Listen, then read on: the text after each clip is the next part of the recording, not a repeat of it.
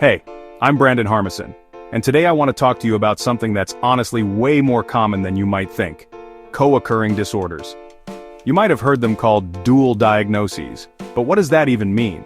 Basically, it's when someone's dealing with both a substance use disorder, like drug or alcohol addiction, and a serious mental illness at the same time. Believe it or not, about 9.2 million adults in the US are living with both. That's a lot of people, and chances are you know someone who's affected, even if you don't realize it. Let's clear up a common mix-up. Feeling down for a few days is not the same as having a clinical disorder like major depression or bipolar disorder. A real affective disorder is persistent, it sticks around, and it takes a toll on daily life. When figuring out if someone's dealing with depression, I look at four things: how severe it is, how often it happens, how long it lasts, and what seems to trigger it. It's not just about feeling sad, it's about how deep and disruptive the feelings get. Here are some mood disorders to know. Major depression is that heavy, constant sadness and hopelessness. Dysthymia is like a low-key, long-term version of depression. Atypical depression means your mood can briefly improve, but issues like fatigue and rejection still hang around. Bipolar disorder swings people between high-energy mania and deep lows, while cyclothymic disorder is a milder but still disruptive version of those mood swings. In bipolar's manic phase, people might barely sleep, talk a mile a minute, and make reckless decisions, especially if substance use is in the mix.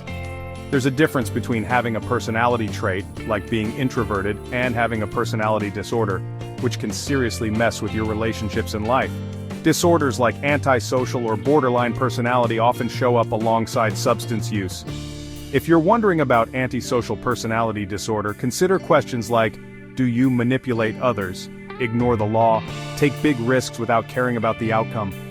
Borderline personality disorder is all about emotional chaos, fear of abandonment, rapidly shifting moods. Add drugs or alcohol, and everything gets even messier.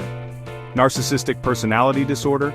Sometimes people self-medicate with substances to cover up deep insecurity, just making things worse. And here's a huge piece: trauma. Things like abuse, loss, or wartime experiences are often at the root of both substance use and mental illness. Treating just the addiction, without addressing the trauma, usually doesn't work. The American Psychiatric Association actually has 10 key questions for figuring out the best treatment plan. Things like what the diagnosis is, how severe it is, whether there's a support system, or if there are legal issues involved. Bottom line, understanding co-occurring disorders isn't just clinical, it's personal. It's about real people, real struggles, and making sure treatment hits all the layers, not just the addiction. Thanks for hanging out with me today. If you learned something, hit like and subscribe. Stay curious, stay kind, and take care of each other.